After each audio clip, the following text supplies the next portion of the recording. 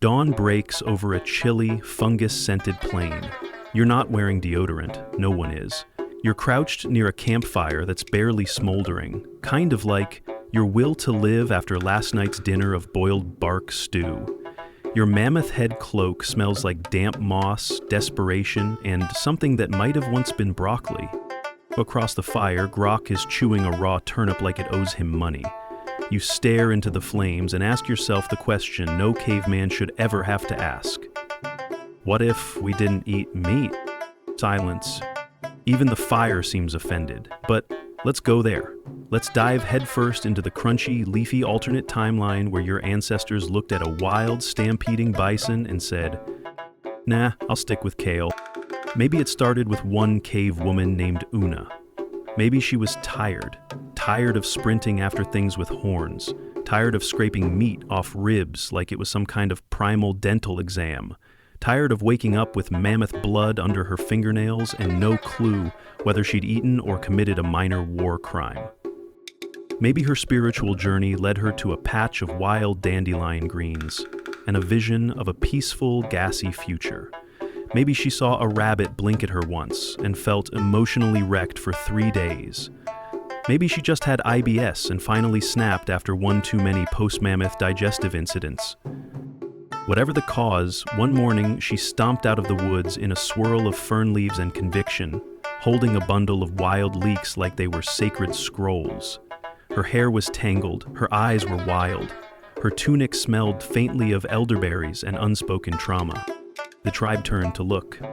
She marched to the center of camp, dumped her bundle dramatically into the communal stew pit, and announced, voice shaking with either fury or fiber, "From now on, we eat plants." Everyone blinked. The fire sputtered. A root rolled out of the pot like it too was confused. Someone whispered, "What did the meat do?" Climbing features. And Grok? Grok just stood there, clutching a squirrel leg like it was a newborn, and let a single tear trail down his soot-smudged cheek. He didn't sob.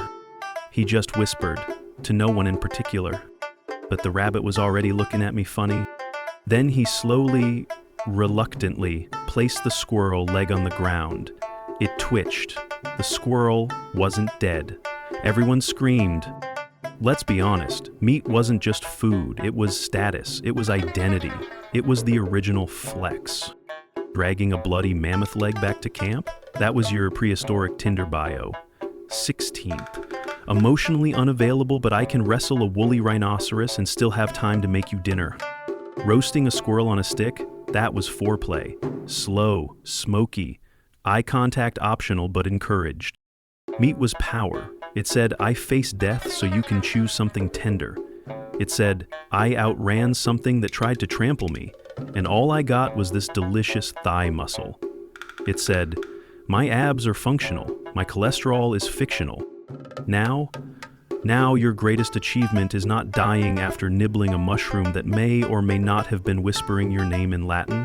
Now you're waking up bloated, itchy, and existential, because you ate 6 safe leaves and a root that made you briefly see your ancestors dancing with otters. Instead of feasting on mammoth flank, you're in a heated tribal debate over who accidentally ate all the good ferns. Again, instead of bone necklaces that scream hunter, you're wearing delicately braided squash vines that scream middle-tier garden elf who got lost at Coachella. Instead of the thrill of the chase, the adrenaline rush, the bone-snapping glory of conquest, you now get tubers, starchy, beige, morally superior. Tubers. You don't stab them. You dig them up gently, rinse them off like newborns, and act excited about their earthy notes. You once stared down a saber-tooth with nothing but a pointed stick and bad intentions. Now you're arguing about whether or not a turnip has good mouthfeel. This is your life now. And it's slightly bitter, like the tuber you just ate. Back in the meat-eating days, the hunters were gods. They were the apex of the social food chain, literally and figuratively, muscles glistening with sweat and animal fat, covered in blood, scars, and compliments. They strutted into camp dragging 600 pounds of mammoth like it was a gym warm-up. Children stared in awe. Elders blessed them. Single cave women pretended to drop things near them. They came back from the plains like prehistoric rock stars. They had groupies. They had nicknames like Bone Crusher and that one guy who punched a saber-tooth and lived. Even the wind respected them. Even the fire burned a little brighter when they walked past. But now the power belongs to Twig. Twig is 5 foot nothing on a good day, shaped like a broomstick, and wears not 1, not 2, but 3 satchels made from woven bark, because apparently fashion now screams moss librarian. He can identify 38 kinds of edible moss by sniffing them mid-walk. He doesn't just forage, he forages with flair. He talks to mushrooms before he picks them, out loud, respectfully. Once, he spent 2 full hours in a one-sided conversation with a carrot, and the carrot, weirdly, looked calmer after. Twig sings while he harvests. In a haunting falsetto, he organizes the communal beet pile by root length. He has opinions about pine cone texture. And the tribe loves him. They don't just tolerate him, they idolize him. Because when meat is off the table, and death by run root is a weekly concern, knowing which fern won't give you diarrhea that lasts 4 moons is the new six-pack. Twig is the new alpha, not because he fights, but because he knows which plant makes your stomach stop making noises like it's trying to beatbox. He is admired, envied, feared. Grok, the ex-hunter, once challenged him to a duel. Twig defeated him by calmly handing him a smoothie made of fermented dandelion and moral superiority. Now Grok tends the beet garden. Because in the age of plants, brawn is out, fiber knowledge is in. Flirting has changed, drastically. It used to be simple, primal, bloody. Here, I killed this fox for you. A gift of meat, still steaming. A statement of power. A promise of protection. A fox-based declaration of love. If you wanted someone to notice you, you didn't write poetry. You brought them a skull. You casually dropped a bear femur at their feet and grunted suggestively. Now it's, I peeled this yam with my fingernails and carved your name into it. Romance has gone from carnivorous conquest to full-blown artisanal root presentation. Passion is expressed via squash etching. Flirtation happens in hushed tones over bundles of ethically foraged dandelion. You offer someone a perfectly symmetrical parsnip, that's basically a marriage proposal. Couples now bond during slow, sensual garlic hunts. They whisper secrets between rows of wild leeks. They make eye contact while gently massaging elderberries into jam. And the sexiest sentence in the entire tribe? These mushrooms are non-toxic. Oof. Take me now, forest man. Grok, once the undisputed heartthrob of the tribe, known for his saber-tooth necklace and terrible but strangely effective love poems, now sits alone, chewing bitter lettuce and reevaluating his life. He watches from the shadows as Una, his former cave crush, giggles at Twig's salad presentation. Twig, the man who once spent 2 hours braiding grass into a bracelet that spelled respect in moss runes, the man who wears beetroot like war paint and smells faintly of fermented spinach. Twig leans in, holding a bowl of hand-foraged greens tossed in crushed pine nuts and existential wisdom. Una laughs. It's light, breezy, filled with joy. Grok panics. Desperate, he grabs a beet, the biggest one he can find. He angrily shoves it onto a flat rock and starts roasting it with the intensity of a man trying to reverse history. He salts it with tears. He adds nothing else, just rage, smoke, and a faint undertone of shattered dreams. Then he marches over, slaps it down near Una, and says, "It's beet. For you." Una blinks. Twig blinks. The beet, somehow, also blinks. Una gently pushes it aside. It does not work. Grok returns to his corner. He begins composing a sad haiku about tubers and loneliness. You used to carry spears, sharp, imposing, blood-stained. They weren't just weapons, they were personality traits. You'd sling one over your shoulder and grunt in a way that said, I have slain at least one thing this week and probably have tetanus. Now you carry a mortar and pestle. You wield it like a warrior, but instead of crushing bones, you're grinding up dried nettle and whispering things like, "This paste will realign your inner leaf." Your once glorious satchel, formerly stuffed with flint, sinew, and the occasional mysterious jawbone, now holds 3 parsnips, a single moist radish wrapped in moss, and something labeled experimental bark seasoning in twig runes. The transformation is complete. You've gone from apex predator to earthy prepper with a strong opinion about carrot texture.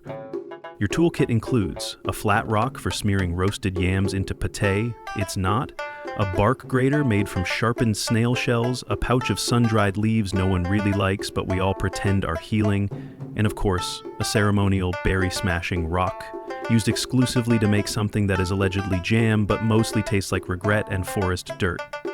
And don't even get us started on the latest tribe status symbol, the hand-carved salad spinner made from a repurposed tortoise shell.